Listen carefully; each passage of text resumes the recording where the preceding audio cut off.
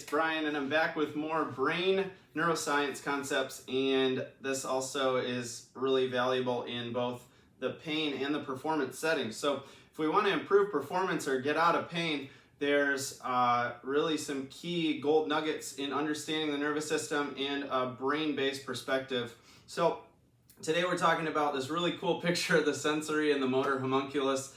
You'll see that pop up on the screen here. And basically it's an organization of how topographically the brain is organized in the sensory and the motor cortices. And what that means is our sensory information coming from the body to the brain is organized a certain way, as is the motor output when we want to move a body part. And you'll see that these body parts like the fingers, the lips, the tongue, they're super big.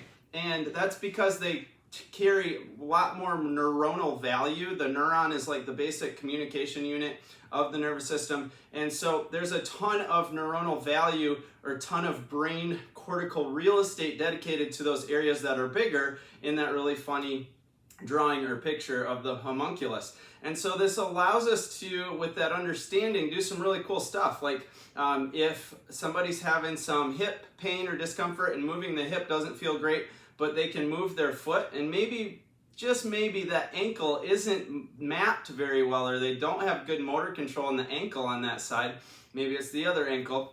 But because of how the homunculus is organized, you see that the leg is right next to the foot, or the hip also very close to the foot. Areas that are next to each other in the brain influence each other. So if we do some good motor control work, maybe some sensory input for that ankle, seeing people with hip pain get a lot better, or they'll have less pain experience after working on mapping the foot and ankle. And another example, if we think more globally, in terms of that homuncular value and how much value or brain real estate is dedicated to certain areas, again, things like somebody with sciatic pain or back pain, they started doing some finger circles and then their back felt a lot better and the pain went from, I don't know, maybe a 6-7 down to a 0 or a 1.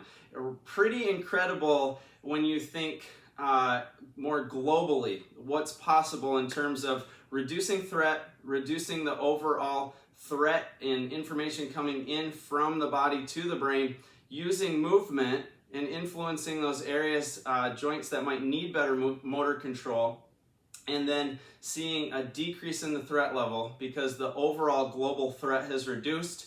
The person feels safer in their own body, they're better at controlling their finger, as weird as that sounds, and then all of a sudden the low back feels better. So a couple examples for you, thinking about how the homunculus works, why it's so valuable, and you might want to take a look at neuroscience a little bit.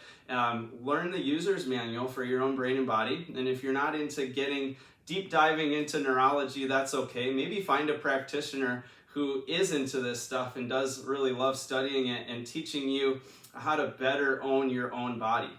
That's, I think, just so valuable in terms of improving not just performance and whether we want to be better at strength training, better at just general day-to-day life, or a better athlete, but also the healthcare system. As the healthcare practitioners, a lot of them are time-starved. They have pressure coming at them from all kinds of directions, from administration and from patients. If we can maybe refer when we need to, and refer out and have more of like a team approach to healthcare and movement practicing, when we can do that together synergistically, it's going to take the burden off of a lot of the people that are currently overworked and maybe having a hard time even finding solutions based on their training in medical school and that type of thing. So hope this was helpful to you. If it was, please do like the video, share it, and then subscribe. If you have questions about the homunculus or anything else, brain or movement science, please reach out. I'd love to talk to you and answer those questions. And I'll see you next time with more brain and pain neuroscience. Thanks.